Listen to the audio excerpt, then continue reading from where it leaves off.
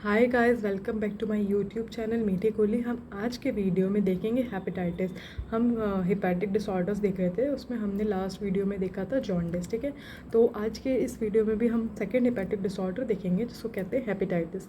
तो फिर हम अब आगे बात करते। देखिए, हेपेटाइटिस के बारे में आप लोगों ने भी ज़रूर कहीं ना कहीं सुना होगा कि इसे हेपेटाइटिस बी है, इसे हेपेटाइटिस ए है।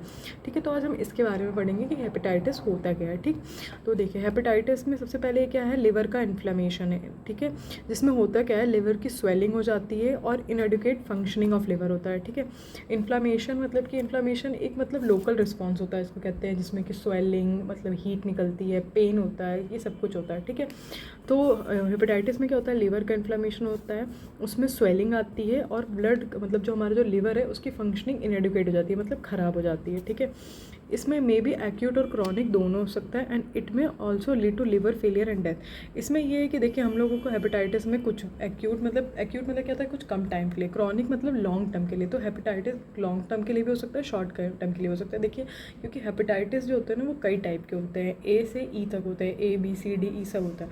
तो इसमें से तो मतलब कुछ हेपेटाइटिस बहुत सीरियस होते हैं जो कि क्रॉनिक होते हैं, बाकी एक्यूट भी होते हैं जो कुछ टाइम मेडिकेशंस लेने के बाद या फिर कुछ टाइम मतलब कुछ प्रिकॉशंस या फिर प्रोफाइलेक्सिस कह सकते हैं, वो सब लेने के बाद सही हो जाते हैं।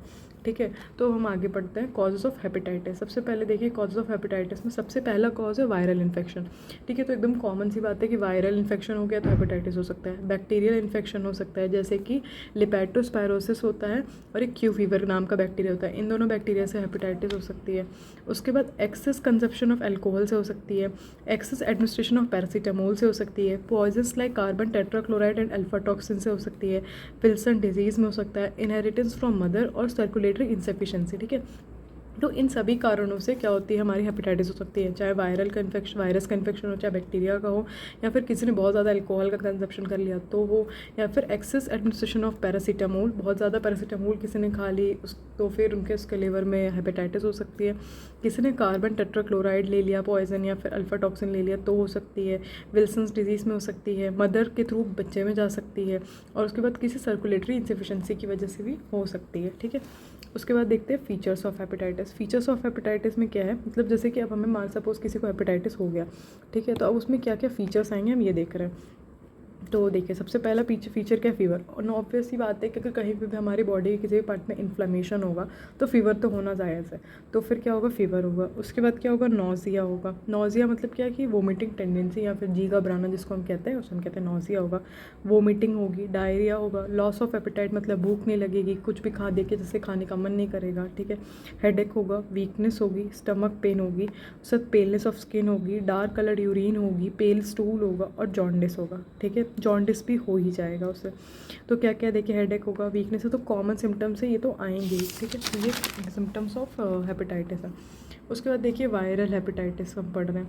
अभी हमने पढ़ा था ना कि हेपेटाइटिस वायरस की वजह से भी हो सकता है और बैक्टीरिया, बट हम यहाँ पे क्या पढ़ रहे हैं, वायरल हेपेटाइटिस, जो कि हमारे सिलेबस में है। तो type of hepatitis caused by viruses, it is caused by two types of viruses, hepatitis A and B. ठीक है, वायरस हेपेटाइटिस दो हेपेटाइटिस वायरस की वजह से होता है, ए और बी की वजह से। अब आगे देखते हैं इसके कॉजेज़ क्या क्या हो सकते हैं, कि मतलब कैसे हो गया वायरल हेपेटाइटिस। उसमें सबसे पहला है intake of water and food contaminated with hepatitis virus. ये तो ऑब्वियस ही बात है कि सपोज़ कोई भी खाना या पानी हम ले रहे हैं जिसमें वायरस प्रेजेंट है, हमारी बॉडी में जाएगा तो वो इन्फेक्ट तो करेगा ही। दूसरा है sharing of needles with infected person, जैसे कि आपने किसी इन्फेक्टेड पर्सन के साथ नीडल शेयर कर ली। जैसे कि कई बार हॉस्पिटल्स में क्या होता है कि अब तो नहीं होता है, बहुत पहले होता था कि सेम नीडल्स को मतलब स्टरलाइज कर देते थे पानी में और यूज़ कर लेते थे, तो उस टाइम इसके ज़्यादा चांसेस थे कि हेपेटाइटिस वायरस एक दूसरे से स्प्रेड हो जाए। बट आजकल तो हमेशा फ्रेश नीडल यूज़ होती हैं। बट फिर भी अगर जैसे कि कुछ होते हैं ड्रग एडिक्ट्स होते हैं, ड्रग्स लेते हैं, वो लोग कॉमन नीडल से कर लेते हैं, तो उनके थ्रू हो सकती है। उसके बाद तीसरा accidental prick by injected needle, जैसे कि हाँ कोई नीडल है, सपोज़ कोई किसी को इंजेक्शन लगा, कोई नीडल थ्रो हुई और आपने गलती से वो आपके कहीं पे घुस गई या लग गई, तो उससे हो सकता है। Unprotected sex with infected person, हाँ ये देखिए मतलब कि अगर किसी भी अनप्रोटेक्टेड सेक्स मतलब कि आपने कोई मतलब कि जैसे कि कोई बैरियर यूज़ नहीं किया, जैसे कॉन्डम्स नहीं यूज़ किया या कुछ भी यूज़ नहीं किया और आपने अनप्रोटेक्टेड सेक्स कर लिया किसी इन्फेक्टेड पर्सन के साथ, तो आपको हो जाएगा। बट ये है कि ऐसे नहीं कि अनप्रोटेक्टेड सेक्स करने से होता है, सिर्फ इन्फेक्टेड पर्सन के साथ करने से हो जाएगा। ठीक है, उसके बाद inheritance from mother during parturition.